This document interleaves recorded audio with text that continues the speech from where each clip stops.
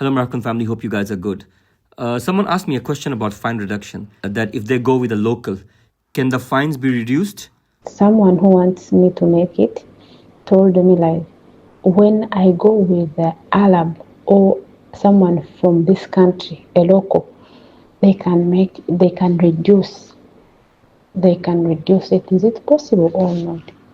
Guys, let me give you an example.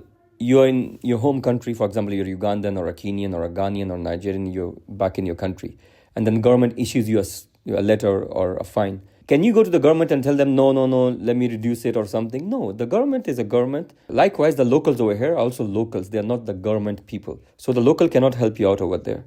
Same way as you cannot do something against the government in your country. So I hope you get the point. So please share this video with all your friends who are in UAE looking for fine reductions. That's it. See you in the next video. Till then, much love, peace. And as I always say, God bless Africa. One love.